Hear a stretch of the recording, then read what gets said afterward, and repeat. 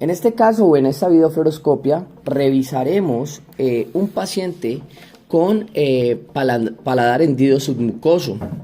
En este caso es bien llamativo para el resto de los profesionales, fonoaudiólogos, cirujanos maxilofaciales, odontopediatras, entre otros profesionales que atienden población pediátrica.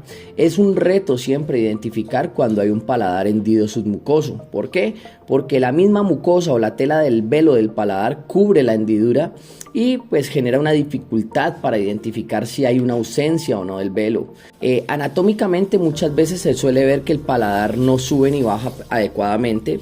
En otros casos la úvula es bífida y hay otros casos donde se alcanza a ver una línea como grisácea de un color diferente al del velo del paladar en toda la línea media. Sin embargo, lo más característico que se observa para poder hacer el diagnóstico de esto son los síntomas funcionales, donde se observa, por ejemplo, que el paciente pediátrico neonatal regurgita alimento a través de la nariz, la succión de la tetina o del biberón o de la teta no es completamente eficiente para vaciar el tete o la teta, y que a medida que el niño va creciendo, pues al principio se escucha un llanto muy nasal, pero a medida que va creciendo y va empezando a adquirir el lenguaje, se escucha una voz muy nasalizada en el momento de producir fonemas. En estos casos del paladar hendido submucoso no se observa una hendidura en el labio, ni mucho menos en el paladar ni en el velo, porque la abertura está completamente cubierta por el velo del paladar, por la mucosa del velo del paladar. En ese orden de ideas vamos a observar una videofluoroscopia de un paciente con una sospecha de alteraciones en el velo del paladar, con una sospecha de maxilo, que lo envió a videofluoroscopia ya que el paciente presentaba un llanto muy nasalizado y además de eso presentaba una regurgitación nasal del contenido lácteo. En ese orden de ideas vamos a ver a continuación un paciente que hace una presión de succión muy baja. Observamos una entrada de alimento contrastado hacia la cavidad oral pues bastante reducida, y en ese orden de ideas pues lo que queremos observar es en detalle cómo el alimento no ingresa en grandes cantidades hacia la cavidad oral. ¿Eso qué nos indica? Que hay una baja presión intraoral. Pero además de eso vamos a hacer un hallazgo mucho más relevante, y el hallazgo más relevante lo vamos a observar aquí, a la altura de la nasofaringe, donde vamos a ver algunos ingresos ya de alimento contrastado en un lugar donde no debería de suceder.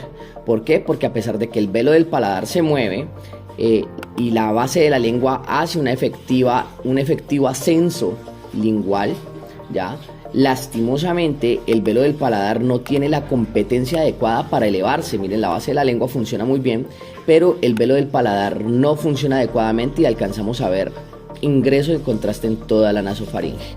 Podemos empezar a explicar funcionalmente cómo ese velo del paladar que no se eleva bien pues permite salidas de aire a través de la nariz, lo que nos provoca una caída en la presión intraoral de succión, lo que pues a su vez genera una baja presión intraoral durante la succión, ya que el aire se nos escapa a través de las fosas nasales.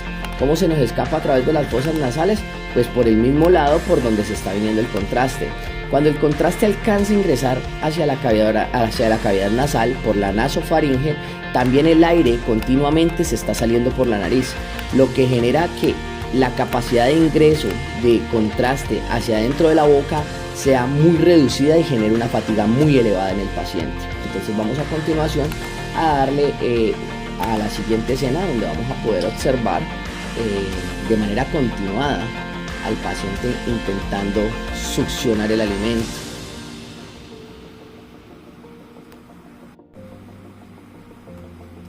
En esta escena ya podemos observar a nuestro paciente con un zoom mucho más amplio, y aquí ya vamos a detallar con una flecha de color azulito o amarillito. Bueno, mejor lo voy a hacer con una que resalte más, un color zapotico. Vamos a apreciar bien el ingreso de contraste hacia la nasofaringe, que lo vamos a ir a ver viendo de color oscuro. Cuando hay unas grandes cantidades de alimento ingresando hacia la nasofaringe, ¿eso en qué se traduce? Pues en salida de alimento, que voy a pintar de color azul, a través de la nariz, lo que ustedes van a observar en sus pacientes, si es que tienen esta patología, como regurgitación de leche a través de las fosas nasales. Bueno, en ese orden de ideas espero que les haya gustado este caso donde se puede observar el déficit en la función velofaringea, ya, o la disfunción velofaringea de el velo del paladar, secundario pues obviamente a un paladar hendido submucoso, que nos explica un llanto del paciente nasalizado, y además de eso nos explica por qué el paciente regurgita alimento hacia la nasofaringe y pues por la cavidad nasal. Lo ideal es que estos médicos que manejan este tipo de pacientes o esta población, que son los odontopediatras o los cirujanos maxilofaciales, cirujanos plásticos y fonoaudiólogos, suelen después de las cirugías correctivas mandar una nueva iodo-fluoroscopia donde se corrobora si con las terapias y las correcciones quirúrgicas el paciente ha conseguido una mayor funcionalidad del velo del paladar.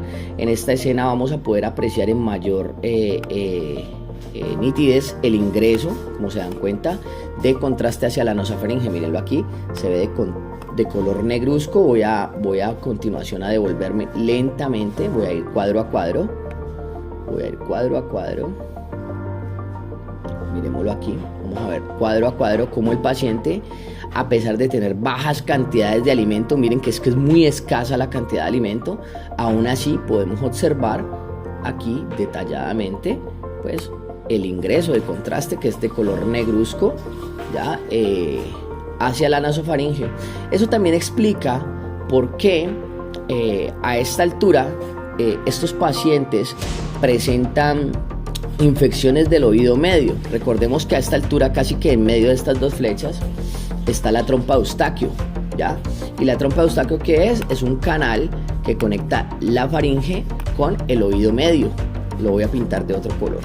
Y esa trompa de Eustaquio se abre y se cierra también por acción de los peristafilinos internos y externos.